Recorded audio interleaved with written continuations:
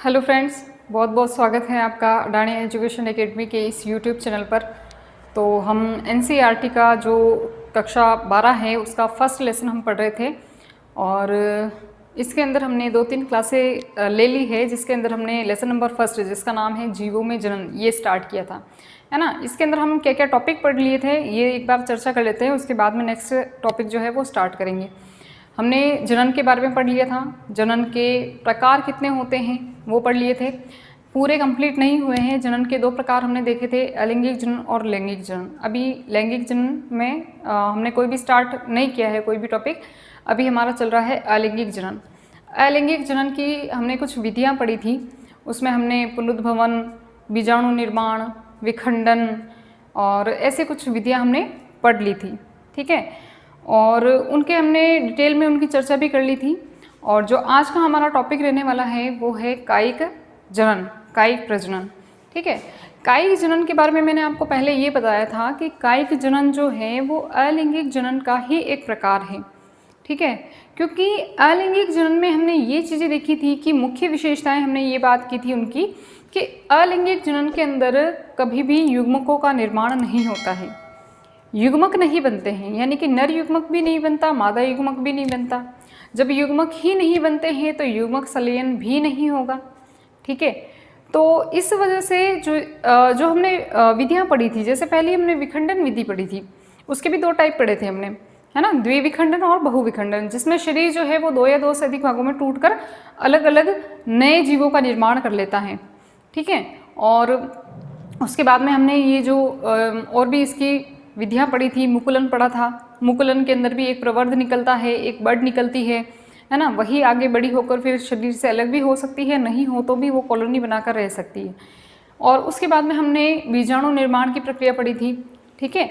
और इसके बाद में हमने जब पुनरुद्भवन देखा था तो इन सभी विधियों में हमने ये देखा था कि इनमें कभी भी कहीं भी नर युग्मक और मादा युग्मकों का निर्माण नहीं होता है, ना ही इनका संलयन होता है। ये 4 मुख्य विधियाँ पढ़ी थी अपन ने। और ना ही इनका संलयन होता है, ना ही निषेचन जैसी कोई प्रक्रिया होती है। बस एक शरीर से, यानी कि एक ही जनक होता है, एक ही जनक इसमें भाग लेता है और उसी जनक से नया जीव बन जाता है, ये देखा था। अब हम बात कर रहे हैं यहाँ पर कायिक जनन की। तो मैंने आपको पहले भी बताया था कि कायिक जनन जो है वो अलैंगिक जनन का प्रकार है। कायिक जनन में होता क्या है कि केवल और केवल किसी भी पौधे के, कोई भी पौधा है, उस पौधे में अगर बीज का निर्माण हो रहा हो तो भी और नहीं हो रहा हो तो भी, यानी कि बीज के अलावा भी पौधे के बहुत सारे भाग होते हैं, आप जानते हैं, जड़ होता है, तना होती है, पत्ती होती है ना, बहुत सारे ऐसे पादप के और भी भाग होते हैं। तो अगर कहीं पर भी हम अगर पौधा बो रहे हैं और वो हम पौधा जो उगा रहे हैं वो बीज के अलावा पौधे के अन्य भाग से उगा रहे हैं, ठीक है, जड़ से उगा सकते हैं, तने से उगा सकते हैं, शाखा से उगा सकते हैं, और भी बहुत सारे प्रकार है पौधे के, तो उनसे, पौधे के बहुत सारे भाग हैं तो उनसे हम नया पौधा उगा सकते हैं। तो यही विधि कहलाती है कायिक जनन। कायिक जनन के बारे में मैंने पहले भी एक क्लास ले चुकी हूँ मैं। आरबीएससी का जो फर्स्ट चैप्टर था उसके अंदर एक टॉपिक था कायिक जनन, और उसी कायिक जनन को जो है वहाँ पर मैंने बहुत डिटेल में पढ़ाया था, तो वही वीडियो हम यहाँ पर ऐड करेंगे, ठीक है। और उसी क्लास को हम इसके अंदर ऐड कर रहे हैं आगे। फिर इसके बाद में जो इसके और भी टॉपिक है, जो एक्स्ट्रा टॉपिक आपके कोर्स के अंदर दे रखे हैं, तो वो मैं आपको फिर से इसमें क्लियर करवा दूंगी, ठीक है। लेकिन जो सिमिलर टॉपिक है, आपका भी टॉपिक वही है एनसीईआरटी का, और आरबीएससी का जो टॉपिक था वो भी सेम टू सेम है, तो उसी वीडियो को हम इसमें ऐड कर रहे हैं। अब पढ़ते हैं कायिक जनन। कायिक जनन क्या होता है, हमें इसमें कायिक जनन को ही पढ़ना है। तो कायिक जनन क्या होता है, देखिए, बीज के अतिरिक्त पादप के किसी अन्य भाग से नए पादप का निर्माण क्या कहलाता है, कायिक जनन कहलाता है। हम सामान्यतः ये देखते हैं कि जो नया पौधा है हमें उगाना है तो हम क्या करते हैं, बीज लेते हैं, उसे बोते हैं और उससे नया पादप उग जाता है। लेकिन जो कायिक जनन है वो क्या होता है, देखिए, कायिक जनन में क्या होगा कि कायिक जनन में बीज से पौधा नहीं बनेगा, बीज के अलावा पौधे के जितने भी पार्ट है, जैसे कि तना हो गया, पत्ती होगी, जड़ हो गया, तो इनसे जो है वो नया पादप बनेगा। किस तरह से बनेगा वो हम डिटेल से पढ़ेंगे, तो इसे हम क्या कहेंगे, कायिक जनन कहेंगे, ठीक है। अब देखिए कि जो कायिक जनन है उसके लिए उपयोग में लिए जाने वाले अंग, जैसे कि जड़ होगी, तना हो गया, पत्ती हो गई, तो इसे हम क्या कहते हैं, प्रवर्ध कहते हैं। क्या कहेंगे, प्रवर्ध। यानी कि कायिक जनन के लिए जो भी उपयोग में लिए जाने वाले जितने भी अंग होंगे, चाहे जड़ हो, तना हो, पत्ती हो, तो उसे हम क्या कहेंगे, प्रवर्ध कहेंगे। नेक्स्ट हम बात करते हैं कायिक जनन। यानी कायिक जनन जो है वो भी दो प्रकार से हो सकता है। कौन सा, एक तो होता है प्राकृतिक कायिक जनन और दूसरा होता है कृत्रिम कायिक जनन या कायिक प्रवर्धन भी जिसे हम कह सकते हैं। तो अब हम एक एक को डिटेल से पढ़ेंगे कि प्राकृतिक कायिक जनन क्या होता है और कृत्रिम कायिक जनन क्या होता है। तो चलिए अब हम इसमें कायिक प्रवर्धन पढ़ते हैं। कायिक प्रवर्धन की हमने बात की कि जो कायिक जनन होता है वो दो प्रकार से होता है। और कायिक जनन क्या होता है कि बीज के अलावा पौधे के अन्य भाग, जैसे जड़ हो गया, तना हो गई, पत्ती हो गया, तो इससे नए पौधे का बनना क्या कहलाता है, कायिक जनन कहलाता है। और ये हमने पढ़ा कि दो प्रकार का होता है, प्राकृतिक और कृत्रिम। प्राकृतिक का मतलब ये है कि उसमें मनुष्य का कोई हस्तक्षेप नहीं होगा। पौधे का जो निर्माण होगा, नया जो पौधा बनेगा वो प्रकृति में ही होगा, प्रकृति के द्वारा ही होगा। देखते हैं कि प्राकृतिक कायिक प्रवर्धन किस प्रकार से होता है। तो देखिए, प्राकृतिक कायिक प्रवर्धन में हमें जो पहला पढ़ना है वो पढ़ना है तने के द्वारा, क्योंकि हमने पढ़ा कि बीज के अलावा जितने भी इसके कायिक भाग होंगे उनसे इसका पौधे का निर्माण होगा, नया पौधा बनेगा। तने के अंदर सबसे पहला हम पढ़ते हैं प्रकंद। क्या पढ़ते हैं, प्रकंद। प्रकंद क्या होता है, देखते हैं कि प्रकंद क्या है। यह एक अनियमित आकार का भूमिगत मांसल तना है जो शान होता है।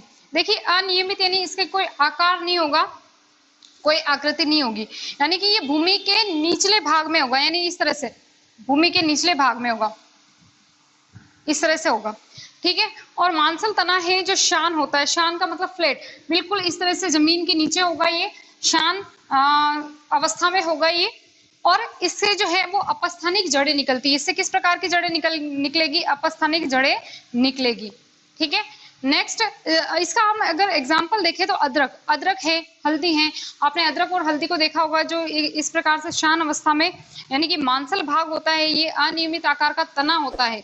ये हम ये कह रहे हैं कि तना जो अदरक है और हल्दी जो है वो किससे बनते हैं, तने से, यानी तने से इनका निर्माण होता है। और ये तना कैसा होता है, अनियमित आकार का, यानी इसकी कोई आकृति नहीं होगी, ये फ्लैट होगा बिल्कुल। और भूमिगत भाग मतलब यानी कि भूमि के अंदर ये होगा, भूमि के अंदर से इसका निर्माण होगा नए पौधे का। नेक्स्ट हम पढ़ते हैं कंद। कंद क्या होता है, देखिए, कंद है भूमिगत तने की शाखाओं में खाद्य पदार्थ संग्रहित होने से, यानी कि कोई भूमिगत यानी भूमि के नीचे तना है, उसमें क्या हो जाता है, खाद्य पदार्थ जो भोजन है उसमें संग्रहित इकट्ठा हो जाता है। और इकट्ठा होने की वजह से वो कैसा हो जाता है, थोड़ा मोटा हो जाता है, मोटा हो जाता है। संग्रहित होने से ये फूल कर, यानी फूल कर ये मोटा हो जाता है, यानी गोल हो जाता है, ये अंडाकार, गोल, या हम कह सकते हैं हमारी भाषा में मोटा हो जाता है, गोल हो जाता है, जिससे कलिका निकलती है और इसे आंख कहते हैं। सबसे अच्छा उदाहरण है इसका आलू। आलू, हमने आलू को देखा है, आलू के ऊपर इस प्रकार से एक व्हाइट संरचना होती है, सफेद संरचना होती है, जिसे हम आंख कहते हैं। ये इस प्रकार की कलिका निकलती है। और इस आलू का, यानी ये जो आलू देखा है हमने कि ये फूला हुआ भाग रहता है। फूला हुआ क्यों रहता है, उसके अंदर क्या होता है, स्टार्च। हमें पता है कि इसमें स्टार्च होता है, यानी भोज्य पदार्थ जो है वो उसमें इकट्ठा होता जाता है, भरपूर मात्रा में उसमें स्टार्च होता है, तो वो इकट्ठा होता जाता है और इसलिए वो फूल कर गोल हो जाता है या अंडाकार आकृति का हो जाता है। इसका एग्जाम्पल हो जाएगा आलू। नेक्स्ट हम देखते हैं घनकंद। क्या है, घनकंद। घनकंद क्या होता है, ये एक प्रकंद, प्रकंद हमने जो पढ़ लिया है ऊपर, क्या होता है, इसी का एक रूपांतरण रूप है, जिसमें खाद्य पदार्थ का संग्रहण होने पर, यानी इसमें भी क्या होगा, खाद्य पदार्थ जो है वो संग्रहित हो जाएंगे, इकट्ठे हो जाएंगे। लेकिन इसमें क्या होगा, लंबाई जो है, यानी तने की लंबाई जो है वो चौड़ाई से अधिक हो जाएगी, यानी कि चौड़ाई तो हो जाएगी कम और लंबाई क्या हो जाएगी, अधिक हो जाएगी। और इसका अगर एग्जाम्पल पढ़े तो इसका एग्जाम्पल हो जाएगा अरबी। देखिए, इसमें क्वेश्चन इस प्रकार से बन सकता है कि कंद के द्वारा किस पौधे का निर्माण होता है, यानी कंद क्या है, एक तना है, या आलू में किस प्रकार का जनन पाया जाता है, किसके द्वारा जनन होता है। तो ये तो हमें पता है कि तने के द्वारा, लेकिन तना भी कौन सा, कंद है, प्रकंद है, घनकंद है, शल्ककंद है, कौन सा तना। तो इस प्रकार से क्वेश्चन बन सकता है। नेक्स्ट हम देखते हैं शल्ककंद। शल्ककंद क्या होता है, इसका जो स्तंभ होता है, यानी कि जो स्तंभ, तना जो होगा, ऊपरी भाग का जो स्तंभ होगा वो बहुत ही छोटा होगा, बहुत छोटा होगा, आकार में छोटा होगा ये। और जिसके निचले भाग से अपस्थानिक कलिकाएं जो है वो निकली रहती है। अपस्थानिक कलिकाएं जो है वो समूह के रूप में निकली होती है, इस तरह से एक समूह बनाती है, इसका गुच्छा बनाती है एक। इसमें निकली रहती है, और जो पर्व संध्या होती है वो पास पास आ जाती है। जितनी भी पर्व संध्या होगी वो सब इकट्ठे होकर क्या बनाएगी, शल्ककंद बनाएगी। नेक्स्ट हम इसका उदाहरण देखते हैं कि शल्ककंद का उदाहरण क्या हो जाएगा, प्याज और लहसुन जो है वो इसका उदाहरण हो जाएगा। नेक्स्ट आता है ऊपरी भूस्तारी। ऊपरी भूस्तारी क्या होता है, देखिए जैसे कि हमने घास देखी है, तो घास में क्या होता है, जो घास का जो तना होता है वो भूमि के बिल्कुल पास में इस तरह से रेंगता हुआ चलता है, और इससे नीचे की तरफ जो है वो जड़ें निकलती है, और इस तरह से ऊपर उसकी पत्तियां निकली होती है इस तरह से। ये तो यानी कि इसमें क्या होगा, जो इसका तना होगा वो भूमि के समांतर चलेगा, बिल्कुल समांतर, यानी इसके जो है वो टच होता हुआ समांतर होता हुआ आगे बढ़ेगा, और इससे नीचे की तरफ क्या निकलेगी, जड़ें निकलेगी, और ऊपर जो है इसकी पत्तियां निकलेगी। तो इसका एग्जाम्पल हम ले सकते हैं घास। नेक्स्ट है भूस्तारी। देखिए भूस्तारी, और इसका उदाहरण हो जाएगा स्ट्रॉबेरी। भूस्तारी क्या होता है, ये जो तना होगा वो भूमि के, जैसे कि यहाँ पर इसकी जड़ें होगी, और यहाँ पर जो पौधा होगा वो वहां से इसका जो तना होगा वो कुछ ऊपर उठकर आगे जाकर वापस एक नया पौधा बना देगा। इस तरह से एक नया पौधा बना देगा, यानी कि यहाँ पर पौधा जो होगा उसका जो तना होगा वो थोड़ा सा भूमि से ऊपर उठकर आगे जाकर फिर से एक नया पौधा बना देगा, और इसका उदाहरण हो जाएगा स्ट्रॉबेरी। नेक्स्ट है अंतः भूस्तारी। देखिए अंतः यानी अंदर की ओर, है ना, और भूस्तारी यानी भूमि के अंदर की ओर। तो यहाँ पर क्या होगा, जो भूमि है उसके अंदर की ओर तना जो है वो रेंग कर चलेगा, और आगे जाकर एक नया पौधा बना देगा। जिस प्रकार से यहाँ पर एक पौधा है, उसका तना भूमि के बिल्कुल समांतर चलेगा अंदर की ओर, और वो आगे जाकर एक वापस फिर से क्या बना देगा, एक नया पौधा बना देगा। तो देखिए इसका उदाहरण हो जाएगा पुदीना। क्या हो जाएगा, पुदीना। चलिए नेक्स्ट हम देखते हैं कि जड़ों के द्वारा कायिक प्रवर्धन किस प्रकार से होता है। तो इसका हम एग्जाम्पल लेते हैं शकरकंद, एस्पेरेगस, डहेलिया। देखिए जो जड़ें होंगी उसमें क्या होगा कि जो जड़ें हैं वो भूमिगत भाग में है, और इन जड़ों से एक नया प्ररोह निकलेगा, और उस नए प्ररोह से क्या होगा, नए पादप का निर्माण होगा। नेक्स्ट हम देखते हैं पत्तियों के द्वारा, जो पत्तियां होती है उससे किस प्रकार से नया पादप उगता है। तो देखिए कि जो पत्तियां होगी वो पत्ती टूटकर भूमि पर गिरेगी, तथा उस पत्ती से देखिए वो जो पत्ती है, जैसे कि हम एग्जांपल लेते हैं ब्रायोफिल्म, तो उस पत्ती की जो किनारा होगा, जो किनारा है वहीं से एक नए पादप का निर्माण होगा। और जो बिगोनिया है उसमें भी इसी प्रकार से पत्ती के द्वारा जो है वो नए पादप का निर्माण होगा, नया पादप उससे विकसित होगा। नेक्स्ट हम देखते हैं जन्नांगों द्वारा। देखिए इसके अंदर क्या होगा कि जन्नांग में पुष्प कलिकाओं के स्थान पर पत्र प्रकलिका उत्पन्न होगी, और इसी के द्वारा नए पौधे का निर्माण होगा। इसका एग्जाम्पल हम देखें तो रामबास, रतालू आदि इस प्रकार के उदाहरण हैं। देखिए आज जो है हमने कृत्रिम विधियां जो है कंप्लीट की है। कल की क्लास में नेक्स्ट क्लास में हम प्राकृतिक विधियों को पढ़ेंगे। तब तक अपने घर में रहें, सुरक्षित रहें और जुड़े रहें हमारे क्लासेस से। Thank you. उसमें जो हमने जनन पढ़ा था, कायिक प्रवर्धन पढ़ा था, कि कायिक प्रवर्धन क्या होता है, कि बीज के अलावा पौधे के किसी अन्य भाग से नया पादप उगाना क्या कहलाता है, कायिक प्रवर्धन कहलाता है। और कायिक प्रवर्धन भी हमने दो टाइप का पढ़ा था, कि एक होता है प्राकृतिक, एक होता है कृत्रिम। प्राकृतिक हमने कंप्लीट कर लिया था। हमने बात की थी कि जो प्राकृतिक होता है, प्राकृतिक जो कायिक प्रवर्धन होता है उसमें मनुष्य का कोई हस्तक्षेप नहीं होता है। आज जो हम पढ़ने जा रहे हैं वो है कृत्रिम कायिक प्रवर्धन। क्या है कृत्रिम कायिक प्रवर्धन? इसमें हम देखेंगे कि जो कृत्रिम कायिक प्रवर्धन है उसमें मनुष्य जो है किस प्रकार से फेरबदल करके नए प्लांट को उगाता है। एक ही प्लांट से नए प्लांट को जो है, नए पौधे को जो है वो उगाता है। तो चलिए आज की क्लास स्टार्ट करते हैं। देखिए हम स्टार्ट करने जा रहे हैं कृत्रिम कायिक प्रवर्धन। सबसे पहले इसकी परिभाषा की बात करते हैं कि क्या होता है कृत्रिम कायिक प्रवर्धन। तो देखिए कि जब मानव निर्मित पद्धतियों का प्रयोग कर एक पौधे से कई नए पौधों को विकसित किया जाता है। जब मानव निर्मित पद्धतियों का, जो मनुष्य है उसका इसमें हस्तक्षेप होगा। हमने बात की कि वो जो है किसी भी प्रकार से फेरबदल करके या किसी भी अपने तरीके से जो है वो नए पादप को उगाएगा, उसी को क्या कहा जाता है, विकसित किया जाता है, उसे कृत्रिम कायिक प्रवर्धन कहते हैं। एक बार वापस पढ़ लेते हैं कि जब मानव निर्मित पद्धतियों का प्रयोग कर एक पौधे से कई नए पौधों को विकसित किया जाता है, यानी एक ही पौधे से कई नए पौधे विकसित किए जाएंगे, और किसका प्रयोग कर, मानव निर्मित पद्धतियों का, यानी कि इसमें मनुष्य का हस्तक्षेप होगा और उसे क्या कहा जाता है, कायिक प्रवर्धन यानी कृत्रिम कायिक प्रवर्धन कहा जाता है। अब हमें जो यहाँ पर पढ़ना है वो क्या क्या पढ़ना है, देखिए कृत्रिम कायिक प्रवर्धन जो है उसकी 3 विधियां हमें पढ़नी है और उसमें कौन कौन सी 3 विधियां हैं। पहली विधि है कर्तन, दूसरा दाब लगाना और तीसरा है रोपण। कर्तन जो विधि है उसमें हमें 2 विधियां पढ़नी है, पहला है स्तंभ कर्तन और दूसरा है मूल कर्तन। दाब लगाने की जो विधि है उसमें फिर से हमें 2 विधियां पढ़नी है, एक है टीला दाब और एक है वायु दाब या जिसे हम कहते हैं गुट्टी दाब भी कहते हैं। नेक्स्ट है रोपण। रोपण में हमें 4 विधियां पढ़नी है, इसमें जीवारोपण, खच्चर रोपण और किरीट रोपण एंड लास्ट है कलिका रोपण। चलिए अब हम सबसे पहले कायिक प्रवर्धन जो है, कृत्रिम कायिक प्रवर्धन की सबसे पहली जो विधि है कर्तन, उसे स्टार्ट करते हैं। कर्तन जो है वो क्या होता है, देखिए पौधे का कोई भी छोटा हिस्सा, कोई भी पौधा है उसका छोटा हिस्सा, चाहे वो तना हो, पत्ती हो या जड़ हो, जिस पर अंकुर लगा हो, जिस पर क्या लगा हो, अंकुर लगा हो, उसे काट कर तथा उसे मिट्टी में पानी की सुविधा देकर नया पौधा उगाया जाता है, जिसे क्या कहा जाता है, कर्तन। कर्तन का अर्थ है, सीधा सा शब्द का अर्थ है काटना, यानी कि कोई भी पौधा है उसका कोई भी हिस्सा है उसे काट कर जमीन में रोप कर उससे नया प्लांट जो बनाया जाएगा उसे क्या कहा जाएगा, कर्तन कहा जाएगा। कर्तन में हमने देखा था कि इसकी 2 विधियां हैं, कौन सी है, स्तंभ कर्तन और एक है मूल कर्तन। नाम से पता चल रहा है स्तंभ, स्तंभ का मतलब होता है तना, तना या इंग्लिश में इसे क्या कहा जाता है, स्टेम, स्टेम कहा जाता है। यानी कि स्तंभ कर्तन यानी तने को काट कर रोपना क्या कहलाएगा, स्तंभ कर्तन। पढ़ लेते हैं एक बार इसे कि इस विधि में पौधे के स्टेम यानी कि तना जो है उसको छोटे छोटे टुकड़ों में काट कर जमीन में रोप दिया जाता है। देखिए तना जो स्तंभ कर्तन है उसमें क्या होगा कि जो पौधा है उसके तने को काट कर क्या किया जाएगा, जमीन में रोपा जाएगा और उससे क्या होगा, नया प्लांट उगेगा।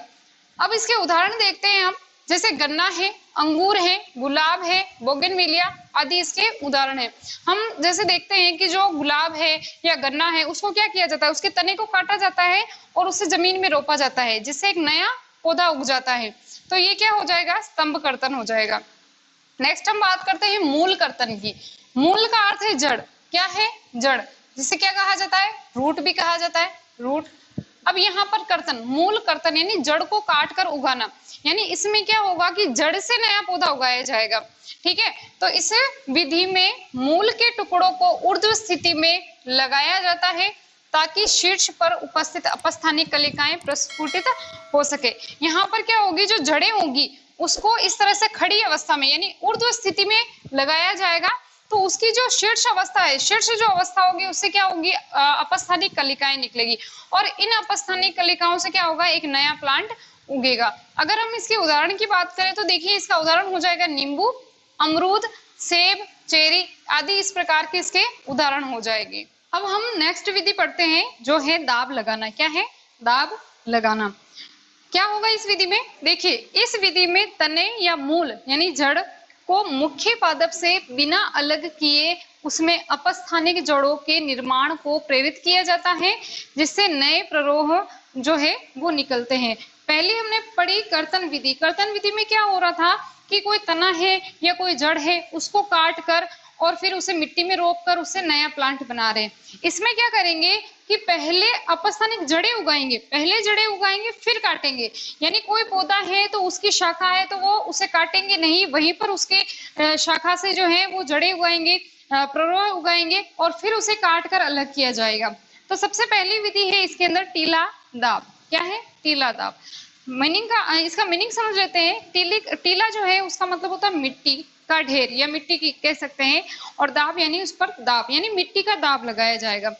देखते हैं कैसे होता है ये। देखिए माना कि कोई पौधा है, उसकी जो कोई शाखा है, कौन सी शाखा होनी चाहिए, कोमल होनी चाहिए जिसे हम आसानी से मोड़ सकते हो, और मिट्टी के पास यानी ज्यादा ऊंची नहीं होनी चाहिए वरना वो मिट्टी तक नहीं पहुंच पाएगी। तो कोई शाखा है जिसे हम मोड़ सकते हैं आसानी से, उससे मोड़ कर क्या किया जाएगा, मिट्टी के अंदर दबाया जाएगा। कौन सी शाखा को, जिसमें एक या एक से अधिक पर्व संध्या उपस्थित हो, उसे इस प्रकार से मिट्टी में दबा दिया जाता है और फिर क्या किया जाता है, उस पर मिट्टी जो है मिट्टी के अंदर दबा दिया जाएगा। फिर उससे क्या होगा, उससे अपस्थानिक जड़ें जो है वो निकलेगी, अपस्थानिक जड़ें निकलेगी। फिर क्या किया जाएगा, उसे यहाँ से काट कर अलग करके अलग स्थान पर रोप दिया जाएगा, जिससे नया प्लांट बनेगा।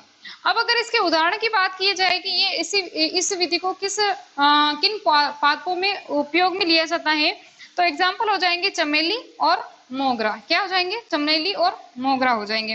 नेक्स्ट हम देखते हैं वायु दाब या गुट्टी दाब लगाना। क्या होता है इनमें, देखिए ये जो विधि है उन पादपों में उपयोगी है जिनकी जो शाखा है वो बहुत मोटी है, और उन शाखाओं को हम नीचे यानी कि नीचे नहीं ला सकते, यानी कि उनकी जो शाखा है वो जमीन से बहुत ऊपर है, उनको हम मोड़ कर नीचे नहीं ला सकते। अगर हम ज्यादा उसे मोड़ेंगे तो वो टूट सकती है, क्योंकि वो मोटी है और शाखा जो है वो जमीन से बहुत ऊपर है। तो इसमें क्या किया जाएगा कि जो शाखा है उसको, उसकी जो सतह होगी, ऊपरी जो सतह होगी, उसको थोड़ा सा काट दिया जाएगा तथा उस पर वृद्धि हार्मोन थोड़े छिड़क दिए जाएंगे। उसके बाद इसे किसी भी प्लास्टिक हो गया, कोई प्लास्टिक है, रुई है या मोस है, तो उसे उसको लपेट दिया जाता है।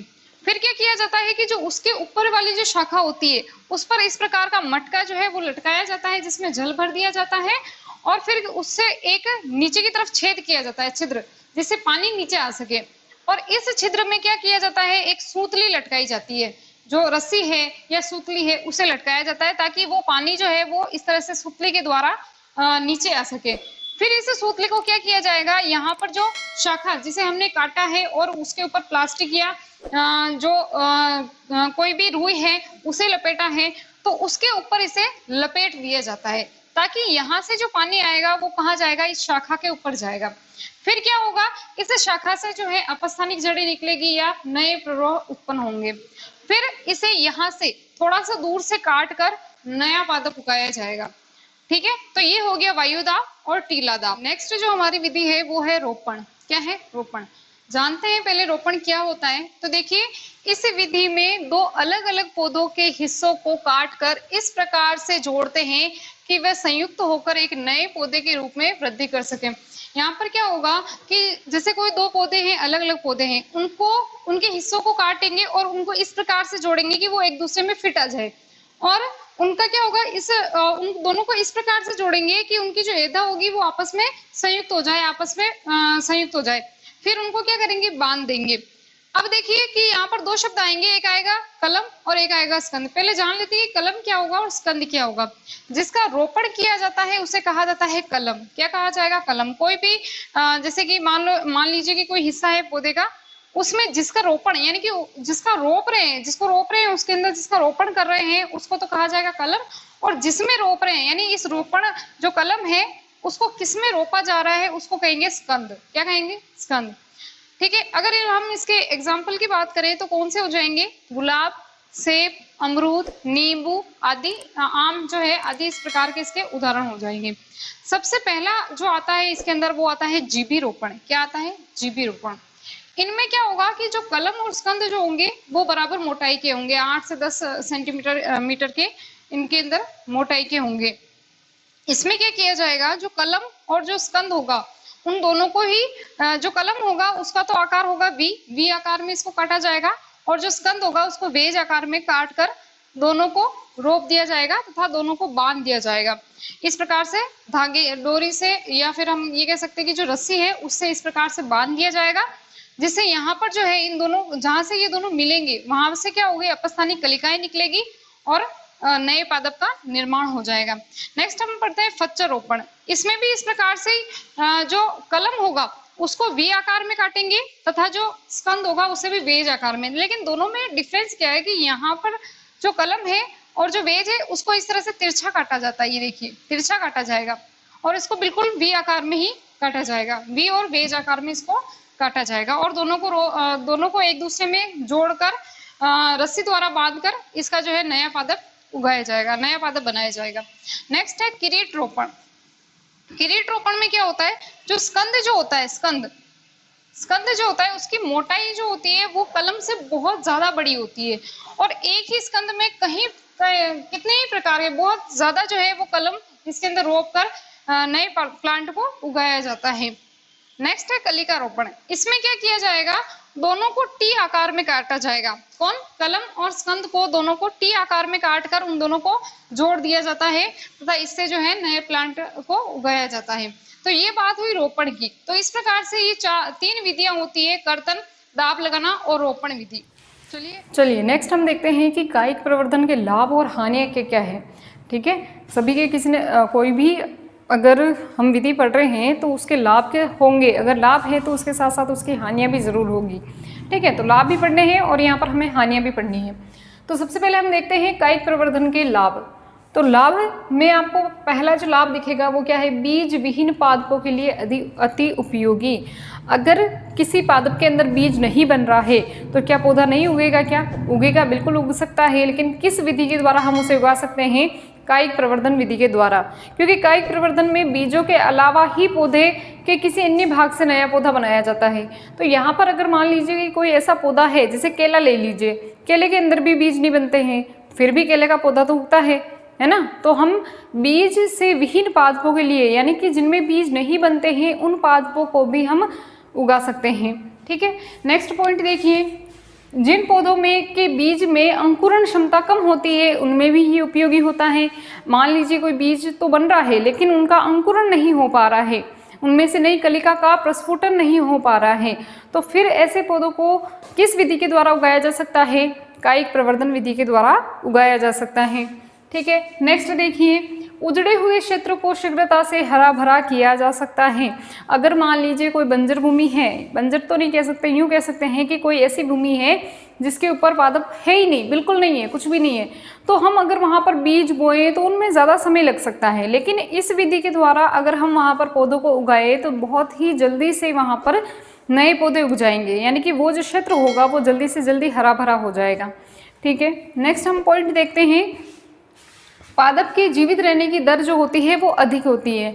ठीक है, इसके अंदर जो पादप जीवित रहने की दर होगी वो अधिक होगी। ठीक है, अब देखिए इसके और भी कुछ लाभ हैं कि यहाँ पर हम देख सकते हैं कि जो पौधा होगा उसमें हमने क्या क्या देख लिया भाई, बीज के अलावा भी पौधा बन सकता है ना। इसका जो विकास होगा, जो पौधा बनेगा, जो यूँ कह सकते हैं कि पौधा जो बड़ा होगा वो बहुत ही जल्दी से हो जाएगा। ठीक है, बहुत ही जल्दी वो विकसित हो जाएगा। ठीक है, अब हम नेक्स्ट देखते हैं कायिक प्रवर्धन की हानियाँ। कायिक प्रवर्धन की क्या क्या हानियाँ हैं। तो पहली हानि हम देखते हैं कि पादप में आपसी प्रतियोगिता बढ़ जाती है। पादप अगर अधिक संख्या में उगेंगे, पहली चीज़ तो ये कि लाभ के अंदर हम ये भी देख सकते हैं कि ये जो पादप होते हैं वो बहुत अधिक संख्या में उग जाते हैं। ठीक है, क्योंकि बहुत जल्दी इनका विकास हो जाता है तो बहुत जल्दी उग जाते हैं। तो अगर पादप अधिक संख्या में उगेंगे तो इनके अंदर आपसी प्रतियोगिता क्या होगी, बढ़ जाएगी। आपसी प्रतियोगिता जैसे कि जल के लिए, पोषक तत्वों के लिए, सूर्य के प्रकाश के लिए, इनके अंदर क्या होगी, आपसी प्रतियोगिता बढ़ जाएगी। ठीक है, इस प्रकार से सभी पौधों को पूरी तरह से अच्छी प्रकार से पोषण वगैरह नहीं मिल पाएगा। नेक्स्ट हम देखते हैं सूखने व सड़ने का खतरा बना रहता है, क्योंकि बीज तो है ही नहीं, है ना। और कब तक उस पादप को आप संरक्षित करके रखोगे, तो उसमें सूखने का भी और सड़ने का खतरा भी बना रहता है, क्योंकि बीज ही नहीं है। बीज होते तो हम उसको संरक्षित कर सकते थे। ठीक है, नेक्स्ट पॉइंट देखिए कि जनक का रोग सभी संततियों में फैल जाता है। जनक क्या है, संतति क्या है, आप जानते हैं। और जनक जो होगा, क्योंकि हम क्या कर रहे हैं, कोई भी पादप है, मान लीजिए कोई एक पादप है, ठीक है, पादप का हमने जड़ ले लिया और जड़ को हमने दूसरी जगह उगा लिया, तो अब उस जड़ का जो, क्योंकि वो जड़ जो है जिस जनक से ली है, अब अगर उस जनक में कोई रोग है तो वही जनक का रोग बाकी सभी जो संततियाँ होंगी, यानी कि नए पादप जो उगा रहे हैं उनके अंदर भी वो रोग फैल जाएगा। ठीक है, नेक्स्ट हम देखते हैं कि विभिन्नता व अनुकूलन क्षमता का विकास नहीं हो पाता है। विभिन्नता कहाँ से आएगी, जब अगर नर युग्मक मिलता, मादा युग्मक मिलता, नर के लक्षण आते, मादा के लक्षण आते, तो नया पादप बनता और उसमें विभिन्नताएं आती। अब कायिक जनन से तो हम यही पढ़ रहे हैं कि एक ही पौधे से नया पौधा उगा रहे हैं, उसी को काट कर वापस नया पौधा बना रहे हैं, तो इसमें विभिन्नता तो आएगी नहीं, अनुकूलन भी क्षमता भी नहीं आएगी। ठीक है, नेक्स्ट देखिए, अच्छे लक्षण को लाने व बुरे लक्षण को निकालने की कोई विधि नहीं है। अच्छे लक्षण कैसे लाएंगे आप और बुरे लक्षणों को कैसे निकालेंगे, क्योंकि एक ही पादप है, उसी से नया पादप उग रहा है। ठीक है, तो अच्छे लक्षण भी नहीं आ सकते, क्योंकि अच्छे लक्षण तब आ सकते थे जब अगर उनमें दो लक्षणों को मिलाया जा सकता था। अब दो लक्षण नहीं हो रहे हैं, यहाँ पर सिर्फ एक ही पादप है, उसी का लक्षण हमें आगे पीढ़ी दर पीढ़ी पहुँचाना है, तो नए लक्षण तो आ ही नहीं रहे हैं। ठीक है, तो ये इसकी हानियाँ हो गई। ये कुछ लाभ और कुछ हानियाँ दे रखी हैं और नोट्स के अंदर भी इनको डिटेल में दे रखा है, आप वहाँ से भी उतार सकते हैं। और एक बार मैं आपको थोड़ा सा मैं साइड में हट जाऊँगी और आप इसका स्क्रीनशॉट ले लीजिएगा, तो शॉर्ट नोट्स भी आप यहाँ से बना सकते हैं। तो आज की क्लास में जो भी हमने पढ़ा है, रिवाइज़ किया है, जो भी हमने देखा है, आप प्लीज़ उसको आप एक बार वापस पढ़िएगा घर पे। और अगर उसमें से कोई समस्या हो, आपको समझ में नहीं आ रहा हो, तो आप कमेंट बॉक्स में लिखिए, मैं उसका आंसर कर दूंगी अगली ही क्लास में, या फिर उसी के नीचे आंसर जो क्वेश्चन होगा उसी के नीचे आंसर कर दूंगी। चलिए अब हम बात करते हैं लैंगिक जनन की। पादपों में लैंगिक जनन किस प्रकार से होता है। तो देखिए, हमने लैंगिक जनन की परिभाषा पढ़ी थी कि लैंगिक जनन में क्या होगा, नर युग्मक और मादा युग्मक का निर्माण होता है तथा उसमें नर युग्मक और मादा युग्मक का संलयन होता है, जिसे हम कहते हैं निषेचन। तो ये जो नर युग्मक है और मादा युग्मक है, उनका निर्माण कहाँ होता है। तो देखिए, नर युग्मक और मादा युग्मक का निर्माण होता है पुष्प के अंदर। तो हम पुष्प की एक बार संरचना पढ़ लेते हैं, ये कैसे होती है इसकी संरचना, और इसका जो जनन है इसके बारे में डिटेल से हम अगले अध्याय में पढ़ेंगे। तो पहले हम इसकी संरचना की बात करते हैं कि देखिए, सबसे पहले आता है पुष्प व्रंत। पुष्प व्रंत क्या होता है कि पुष्प जो है जिस व्रंत के द्वारा या जिस संरचना के द्वारा किसी शाखा से जुड़ा होता है, किसी शाखा से जुड़ा होता है ना, तो उसको क्या कहते हैं, पुष्प व्रंत कहा जाता है। क्या कहा जाता है, पुष्प व्रंत कहा जाता है।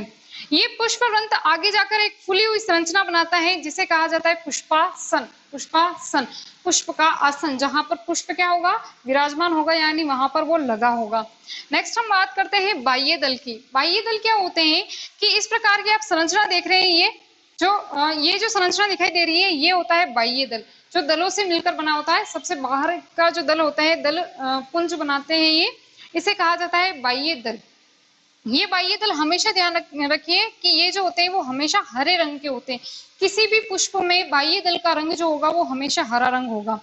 अब देखिए कि जो बाह्य दल होते हैं उनके अंदर की ओर जो होते हैं वो दल, इस प्रकार की ये जो संरचना दिखाई दे रही है, ये होते हैं दल।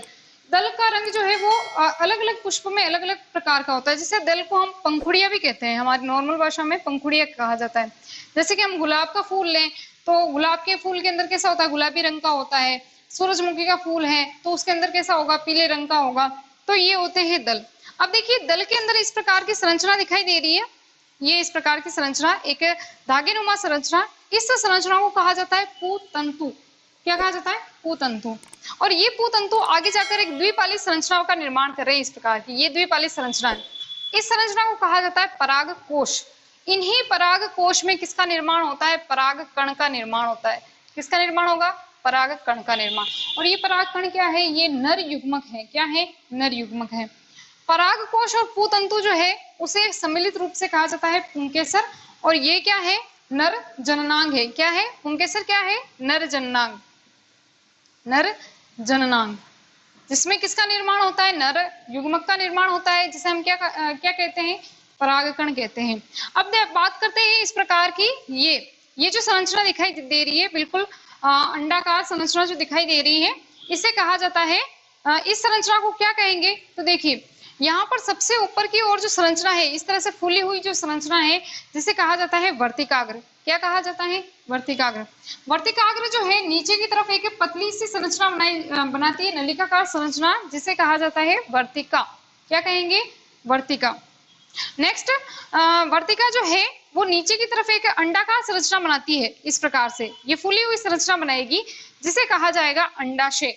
अंडाशय के अंदर ही क्या होता है, बीजांड। और बीजांड से क्या किसका निर्माण होता है, बीज का, जो कि हम पहले पढ़ चुके हैं कि बीजांड से तो किसका निर्माण होगा, बीज का। और जो ये अंडाशय है, इससे किसका निर्माण होगा, फल का निर्माण होता है। इन तीनों को, वर्तिकाग्र, वर्तिका और अंडाशय को सम्मिलित रूप से क्या कहा जाता है, स्त्री केसर कहा जाता है। और स्त्री केसर क्या है, ये मादा जननांग है। पुष्प का क्या है, मादा जननांग है, जिसमें किसका निर्माण होता है, अंडाणु का। जो अंडाशय है, अंडाशय जिसके अंदर जो है अंडाणु का निर्माण होता है, और अंडाणु से फिर आगे जाकर बीज बनते हैं। तो अंडाणु का निर्माण होगा, किसका निर्माण होगा, अंडाणु का। और ये अंडाणु क्या है, ये है मादा युग्मक। तो ये हमने बात की पुष्प की संरचना के बारे में। अब देखिए, यहाँ पर दो टर्म्स आते हैं, एक होता है एक लिंगी पुष्प और एक होता है द्विलिंगी पुष्प। एक लिंगी पुष्प किसे कहेंगे, जिसमें केवल और केवल एक ही जननांग उपस्थित होगा, या तो वो नर जननांग या मादा जननांग। दोनों में से जब एक ही जननांग जो है पुष्प के अंदर उपस्थित होता है, तो उसे हम कहते हैं एक लिंगी पादप। और दूसरा आता है द्विलिंगी। तो द्विलिंगी में दोनों ही उपस्थित होंगे। कौन से? पुंकेसर और स्त्रीकेसर, यानी नर जननांग भी उपस्थित होगा और मादा जननांग भी उपस्थित होगा। तो उसे हम क्या कहेंगे? द्विलिंगी पादप, द्विलिंगी जो है पुष्प कहेंगे। तो आज हमने इसकी संरचना के बारे में बात की। नेक्स्ट जो अध्याय है वो पूरा लैंगिक जनन पर ही आधारित है। उसमें हम डिटेल से पढ़ेंगे कि लैंगिक जनन किस प्रकार से होता है। तो आज की क्लास यहीं तक। Thank you.